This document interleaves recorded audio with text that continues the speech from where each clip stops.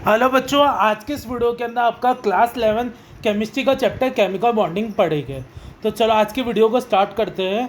मैं अमन, आपका chemistry teacher. चलो आज की वीडियो को स्टार्ट करते हैं। आगे बढ़ने से पहले बच्चों आपके लिए कुछ अनाउंसमेंट है। बच्चों हम एक बैच लॉन्च कर रहे हैं, ऑनलाइन बैच लॉन्च कर रहे हैं जिसका नाम है संकल्प बैच। ये क्लास 11 के बच्चों के लिए है और ये नीट 2028 के लिए। इसमें आपको नीट 2028 की पूरी तैयारी कराई जाएगी।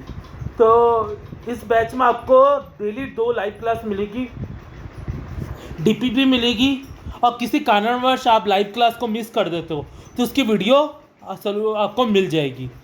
डीपीपी मिलेगी, डीपीपी के आपको वीडियो सॉल्यूशंस मिलेंगे, चैप्टर वाइज प्रैक्टिस शीट मिलेगी नीट पैटर्न पर। आपके बाई वीकली टेस्ट होएगा, एक संडे छोड़ के अगले संडे आपका टेस्ट होएगा। डाउट सेशंस आपको मिलेंगे और ये सब आपको बच्चों केवल 2499 पूरे साल के लिए 2499 में मिलेगा। ये बैच केवल 100 स्टूडेंट के लिए है, तो आप इंटरेस्टेड हो तो ये बैच में एनरोल कर सकते हो। और इस बैच, ये इंडिया का पहला ऐसा बैच है बच्चों जिसके अंदर आपको 3 डेज फ्री ट्राई क्लासेस मिलेगी। किसी भी ऑनलाइन बैच में आपको 3 दिन ट्राई क्लासेस नहीं मिलती है, इस बैच में आपको 3 दिन ट्राई क्लासेस मिलेगी। अगर आप इंटरेस्टेड हो तो आप इस बैच को ज्वाइन कर सकते हो, आप ट्राई क्लास लेके देख सकते हो। 13 जुलाई 2026 से हमारा ये बैच स्टार्ट हो रहा है, तो आप इसमें आप ट्राई क्लास लेने के लिए हमारा जो फेडरनेट क्लासेस ऐप है उसको आप डाउनलोड कर सकते हो। नीचे डिस्क्रिप्शन बॉक्स में आपको लिंक मिल जाएगी। चलो आप आगे बढ़ते हैं, चैप्टर को स्टार्ट करते हैं। Chemical bonding. सबसे पहले समझते हैं बच्चों केमिकल बॉन्ड क्या होता है। केमिकल बॉन्ड क्या होता है? बॉन्ड रेनी तो हमने सुना ही होगा बच्चों कि बॉन्ड रेनी क्या होता है। तो केमिकल बॉन्ड क्या होता है बच्चों? केमिकल बॉन्ड कुछ भी नहीं है बच्चों, ये फोर्स ऑफ अट्रैक्शन है। बॉन्ड वर्ड हमने सुना ही होगा कि मेरा और मेरे मम्मी पापा के बीच में अच्छा बॉन्ड है, या मेरा और मेरे दोस्त के बीच में अच्छा बॉन्ड है। तो ये बॉन्ड का मतलब क्या होता है? बॉन्ड का मतलब ऐसा नहीं है कि आप अपनी मम्मी पापा से एक रस्सी से बने हुए हो। ऐसा बॉन्ड का मतलब ऐसा कुछ नहीं होता। बॉन्ड का सिंपली मतलब होता है अट्रैक्शन, फोर्स ऑफ अट्रैक्शन, जो आपके और आपके मम्मी के बीच में होता है, या आपके पेरेंट्स के बीच में जो होता है, या जो आपके दोस्त के बीच में होता है। ठीक है, तो ऐसे आप बात करते हैं केमिकल बॉन्ड क्या होता है। केमिकल बॉन्ड कुछ भी नहीं होता है बच्चों। ये मान लो आपका एक एटम है, ये मान लो आपका दूसरा एटम है। अब ये एटम क्या करते हैं? एक दूसरे को अट्रैक्ट करते हैं, एक दूसरे के ऊपर फोर्स लगाते हैं, जिसका नाम है फोर्स ऑफ अट्रैक्शन। जिसके वजह से ये आपस में कंबाइन करके किसकी फॉर्मेशन करते हैं? मॉलिक्यूल की फॉर्मेशन करते हैं। इसी को हम बोलते हैं केमिकल बॉन्ड। केमिकल बॉन्ड क्या होता है बच्चों? सुन लो, लिख लो आप याद से। It is a force of attraction between atoms to form molecule is known as chemical bond. कुछ भी नहीं है, एटम के बीच में फोर्स ऑफ अट्रैक्शन होता है जिसकी वजह से एटम क्या करते हैं? मॉलिक्यूल की फॉर्मेशन करते हैं। अब बात करें भाई एटम बॉन्ड ही क्यों बना रहे हैं, एटम कंबाइन करके मॉलिक्यूल ही क्यों बना रहे हैं? तो उसके बच्चों 2 रीज़न होते हैं। पहला रीज़न तो होता है कि जो बच्चों एटम होता है ना, एटम वो क्या होता है बच्चों? हाईली अनस्टेबल होता है। हाईली अनस्टेबल होता है। क्यों अनस्टेबल होता है बच्चों? क्योंकि ये क्या होता है? हाईली एनर्जेटिक होता है। अब बच्चों अगर आप मेरे को बताओ, अगर आप गुस्सा करोगे ज़्यादा तो आप कहीं टिक पाओगे? मान लो आप छोटी छोटी बातों में आपको गुस्सा आ जाता है, आप गुस्से में किसी को कुछ भी बोल देते हो, तो आप बताओ टिक पाओगे क्या आप कहीं पे? ऐसे ही एटम है बच्चों। गुस्सा आने का मतलब आपकी एनर्जी ज़्यादा है। ऐसे एटम क्या होता है बच्चों? हाईली एनर्जेटिक होता है, जिसके वजह से वो अनस्टेबल रहता है। तो एनर्जी को कम करने के लिए एटम क्या करते हैं? केमिकल बॉन्ड बनाते हैं। समझ आ गया? एटम केमिकल बॉन्ड क्यों बनाते हैं, मॉलिक्यूल क्यों बनाते हैं? एनर्जी को कम करने के लिए। एनर्जी कम कर देगी तो एटम क्या हो जाएगी? स्टेबल हो जाएगा मॉलिक्यूल बना के। एनर्जी को कम करने के लिए एटम क्या करते हैं? केमिकल बॉन्ड बनाते हैं। तो एक रीजन तो ये है बच्चों। एक रीजन है आपका बच्चों octet rule, Kossel Lewis approach octet rule, Kossel Lewis का ऑक्टेट रूल। ऑक्टेट रूल क्या कहता है बच्चों? कि जो आपका ऑटोमोस्ट शेल है, ऑटोमोस्ट शेल क्या होता है बच्चों? पता है ना आपको? वो शेल जिसमें आपका लास्ट इलेक्ट्रॉन जा रहा है। ऑटोमोस्ट शेल में 8 इलेक्ट्रॉन हुए के, तो वो जो एटम है वो क्या हो जाएगा? स्टेबल हो जाएगा। तो जितने भी एटम है ना, ऐसा क्यों बच्चों, आपने सुना होगा कि अपनी कुछ गैसेज होती है जैसे helium, neon, argon, krypton, xenon, radium, ये सब क्या है बच्चों, नोबल गैसेस है। इन सबके एटम और शेल में कितने इलेक्ट्रॉन होते हैं बच्चों, इन सबके एटम और शेल में 8 इलेक्ट्रॉन होते हैं। 8 इलेक्ट्रॉन होने की वजह से बच्चों ये क्या होते हैं, स्टेबल होते हैं। ये गैसेस क्या होती है, स्टेबल। और एटम केमिस्ट्री में जितने भी एटम है ना, जितने भी एलिमेंट है, वो सब क्या होना चाहते हैं, नोबल गैस जैसा होना चाहते हैं। इसलिए वो आटोमो अपने आटोमो शेल में क्या करना चाहते हैं, 8 इलेक्ट्रॉन करना चाहते हैं। ठीक है, ये चीज समझ आ गई। ऑक्टेट रूल क्या होता है ये तो क्लियर हो गया होगा आपको कि जितने भी है, इसलिए जो एटम है वो कंबाइन करते हैं, कंबाइन करके मॉलिक्यूल बनाते हैं जिससे आपके आटोमो शेल में क्या हो जाए, 8 इलेक्ट्रॉन हो जाए। ठीक है, ये तो ऑक्टेट रूल की वजह से अपना एक केमिकल बॉन्ड बनता है। तो 2 रीजन बता दिए बच्चों। कुछ एक्सेप्शन केसेस भी होते हैं, कुछ ऐसे केस होते हैं बच्चों जैसे आपका BCl2, इसके आटोमो शेल में बच्चों 8 इलेक्ट्रॉन से कम इलेक्ट्रॉन होते हैं, इनकम्प्लीट ऑक्टेट होता है बच्चों, तब भी ये स्टेबल होता है। इसका ऑक्टेट इनकम्प्लीट होता है तब भी ये स्टेबल होता है। ठीक है, और ऐसे SF6 इसके आटोमो शेल में 8 इलेक्ट्रॉन से ज़्यादा इलेक्ट्रॉन होता है बच्चों, तब जाके ये स्टेबल होता है। तो ये हो जाता है एक्सपेंडेड ऑक्टेट का रूल। तो ये दोनों एग्जाम्पल ध्यान रखना है। कुछ केसेस ऐसे होते हैं बच्चों जैसे BCl2 में क्या होता है बच्चों, आपके 8 इलेक्ट्रॉन से कम में भी ये स्टेबल है, इसके आटोमो शेल में 8 इलेक्ट्रॉन से कम इलेक्ट्रॉन होते हैं तब भी ये स्टेबल है। और SF6 इसके 8 इलेक्ट्रॉन, इसके आटोमो शेल में 8 इलेक्ट्रॉन से ज़्यादा इलेक्ट्रॉन होते हैं तब जाके ये स्टेबल है। ठीक है बच्चों, क्लियर। तो ये एक्सपेंडेड ऑक्टेट का रूल हो गया कि 2 एक्सेप्शन किसी से आपको ध्यान रखना है बच्चों। ठीक है, अब आगे बढ़ते हैं। अब देखते हैं बच्चों टाइप्स ऑफ बॉन्ड। तो कितने तरह के हमारे बॉन्ड होते हैं बच्चों, कितने तरह के हमारे केमिकल बॉन्ड होते हैं। तो 3 तरह के मेनली हमारे केमिकल बॉन्ड होते हैं। 3 तरह के हमारे केमिकल बॉन्ड होते हैं।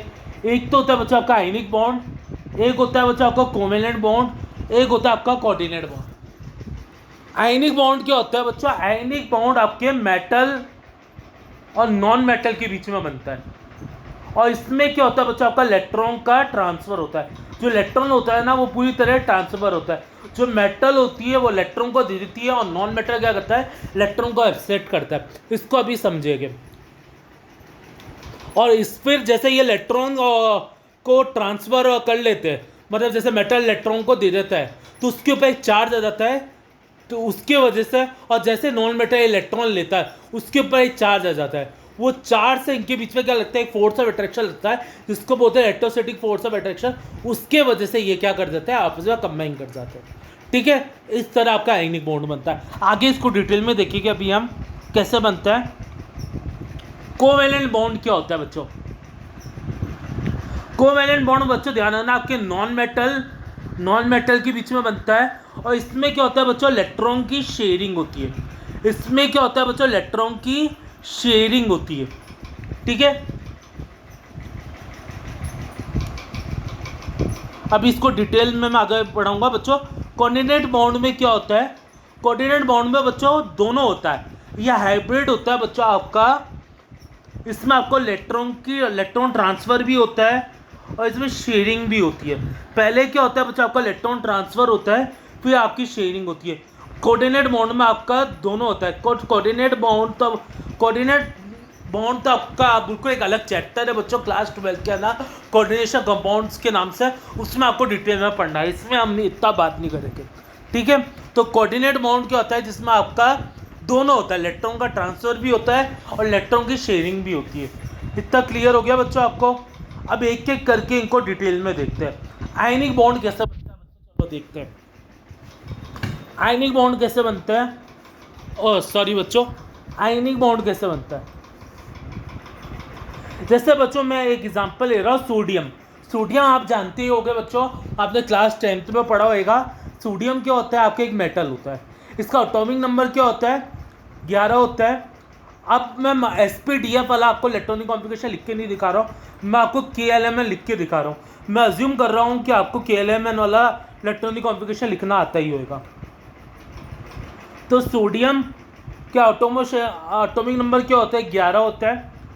अब इसके अपन इलेक्ट्रॉनिक कॉन्फ़िगरेशन लिखे KLMN वाला। KLMN वाला तो लिखना आता ही होगा बच्चों, हमने 9th में सीखा था। तो K में 2 इलेक्ट्रॉन बढ़ते हैं, L में 8 और इसमें 1।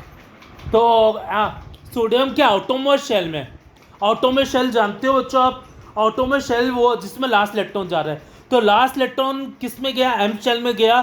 तो सोडियम का M शेल क्या हो गया, आउटरमोस्ट शेल हो गया। तो इसके आउटरमोस्ट शेल में कितने इलेक्ट्रॉन है, 1 इलेक्ट्रॉन है। अभी अपन ने पढ़ा था कि ऑक्टेट रूल क्या कहता है, अगर आउटरमोस्ट शेल में 8 इलेक्ट्रॉन हो जाएंगे तो सोडियम क्या हो जाएगा, और 8 इलेक्ट्रॉन हो जाएगी तो एटम क्या हो जाएगा, एलिमेंट क्या हो जाएगा, स्टेबल हो जाएगा। अगर सोडियम 1 इलेक्ट्रॉन को लूज कर दे, 1 इलेक्ट्रॉन को लूज कर दे, तो उसके आउटरमोस्ट शेल में 8 इलेक्ट्रॉन हो जाएंगे, उसका आउटरमोस्ट शेल क्या हो जाएगा, L हो जाएगा। उसका आउटरमोस्ट शेल क्या हो जाएगा, L हो जाएगा। तो उसके आउटरमोस्ट शेल में 8 इलेक्ट्रॉन हो जाएंगे। तो सोडियम क्या करेगा बच्चों, 1 इलेक्ट्रॉन को लूज कर देगा। क्या करेगा, सोडियम 1 इलेक्ट्रॉन को लूज कर देगा। 1 इलेक्ट्रॉन को लूज करके क्या बना लेगा, Na+ बना लेगा। अब 1 इलेक्ट्रॉन लूज करते ही सोडियम के आउटरमोस्ट शेल में क्या हो गए, 8 इलेक्ट्रॉन हो गए। अब ऐसे ही वैसे क्लोरीन का एग्जांपल ले, क्लोरीन का एटॉमिक नंबर क्या होता है, 17 के। इसका KLMN वाला मैं इलेक्ट्रॉनिक कॉन्फ़िगरेशन लिखूं, KLMN। K में कितने, 2, 8 और 7। मैं अज्यूम करके चल रहा हूँ बच्चा, आपको ये इलेक्ट्रॉनिक कॉन्फ़िगरेशन लिखना आता ही होगा। अब बताओ क्लोरीन के आउटरमोस्ट शेल में कितने इलेक्ट्रॉन, 7 इलेक्ट्रॉन। अगर ये क्लोरीन 1 इलेक्ट्रॉन ले लेगा जो ये सोडियम ने छोड़ा है, तो ये क्या हो जाएगा, स्टेबल हो जाएगा। इसके आउटरमोस्ट शेल में 8 इलेक्ट्रॉन। अब क्लोरीन क्या करेगा कि जो इसने सोडियम ने 1 इलेक्ट्रॉन छोड़ा है, अब ये जो अपन क्या करते हैं बच्चों, सोडियम क्लोरीन जब भी अपन बॉन्ड बनाते हैं तो क्या करते हैं, एक साथ ही ये सारे एलिमेंट डाल देते हैं। तो क्लोरीन क्या करेगा, ये जो सोडियम ने 1 इलेक्ट्रॉन छोड़ा है वो ले लेगा और क्या बना लेगा, Cl- बना लेगा। अब सोडियम के ऊपर आ गया प्लस चार्ज, क्लोरीन के ऊपर आ गया माइनस चार्ज। अब सोडियम और क्लोरीन दोनों के ऊपर अपोजिट चार्ज है। आपने छोटी क्लास में पढ़ा होगा, अपोजिट चार्ज क्या करते हैं, एक दूसरे को अट्रैक्ट करते हैं। अब ऐसे ही सोडियम और क्लोरीन क्या करेंगे, एक दूसरे को अट्रैक्ट करेंगे और क्या बना लेंगे, एक आपस में कंबाइन कर जाएंगे, एक और क्या बना लेंगे, आपका आयनिक बॉन्ड बना लेंगे। इनके बीच में एक फोर्स ऑफ अट्रैक्शन लगा जिसका नाम है इलेक्ट्रोस्टैटिक फोर्स ऑफ अट्रैक्शन, जिससे ये आपस में क्या कर गए, कंबाइन कर गए और क्या बना लिया, आयनिक बॉन्ड बना लिया। और ये खुद क्या बन गया, आयनिक कंपाउंड बन गया। ठीक है, क्लियर हो गया बच्चों कैसे आपका आयनिक कंपाउंड बना, किस तरह आपका आयनिक बॉन्ड बनता है। अब आपको छोटी छोटी बातें जो आपको ध्यान रखनी है वो आपको मैं बता देता हूँ। हमेशा ध्यान रखना बच्चों, हमेशा ध्यान रखना कि आयनिक कंपाउंड बनाने के लिए हमेशा है ना, जो आयनाइजेशन एंथैल्पी होती है, हमें 3 एनर्जी की ज़रूरत होती है बच्चों आयनिक बॉन्ड बनाने के लिए। एक तो होती है बच्चों आपकी आयनाइजेशन एंथैल्पी, एक होती है आपके इलेक्ट्रॉन गेन एंथैल्पी, एक होती है लैटिस एंथैल्पी। आयनाइजेशन एंथैल्पी क्या होती है, आपको पढ़ा होगा कि ये वो एनर्जी रिक्वायर्ड होती है जो आपके इलेक्ट्रॉन को रिमूव करने के, गैसेस एटम्स है इलेक्ट्रॉन रिमूव करने के लिए रिक्वायर्ड होती है।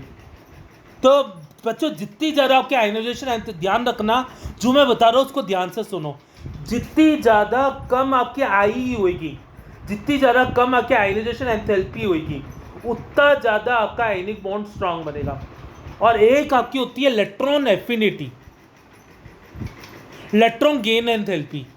तो ये क्या होती है बच्चे, ये वो एनर्जी होती है जो हमें देनी पड़ती है जब जो आपका एक इलेक्ट्रॉन, जो एटम है आपका एक इलेक्ट्रॉन लेता है तब। तो जितनी ज़्यादा आपकी इलेक्ट्रॉन गेन एंथैल्पी होगी, इलेक्ट्रॉन गेन एंथैल्पी समझ आ गया बच्चों, इलेक्ट्रॉन गेन एंथैल्पी वो होती है, ये वो जो एनर्जी होती है जो हमें देनी पड़ती है जब कोई एक एटम आपका एक इलेक्ट्रॉन लेगा।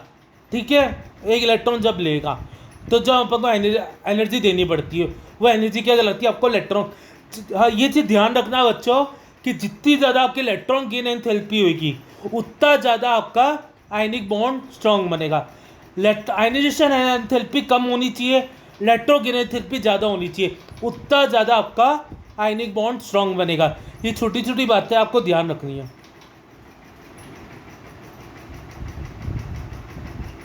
अब लैटिस एंथैल्पी क्या होती है बच्चों? लैटिस एंथैल्पी वो एनर्जी होती है बच्चों जो आपकी रिक्वायर्ड होती है 1 mole of solid ionic compound को गैसेस आयन को सेपरेट करने की रिक्वायर्ड होती है। ठीक है, लैटिस एंथैल्पी वो एनर्जी होती है कि जो हमें रिक्वायर्ड होती है कि 1 mole of solid ionic compound को गैसियस आयन को सेपरेट करने के लिए रिक्वायर्ड होती है। ठीक है, क्लियर हो गया बच्चों? ये यहाँ पे कोई डाउट है तो आप चैट बॉक्स में पूछ चैट बॉक्स बोल रहा हूँ बच्चों, कमेंट बॉक्स के अंदर पूछ लेना। स्टेबिलिटी क्या होती है बच्चों? जितना ज़्यादा आपका इलेक्ट्रोस्टैटिक फोर्स ज़्यादा होगा उतना ज़्यादा बच्चों आपकी स्टेबिलिटी होगी। ठीक है, ये चीज़ आप ध्यान रखना। अब कोवेलेंट बॉन्ड क्या होता है बच्चों? कोवेलेंट बॉन्ड में क्या होता है बच्चों? आपका इलेक्ट्रॉन का ट्रांसफर होता है। कोवेलेंट बॉन्ड में क्या होता है बच्चों? आपका इलेक्ट्रॉन का ट्रांसफर होता है। कैसे होता है देखो बच्चों,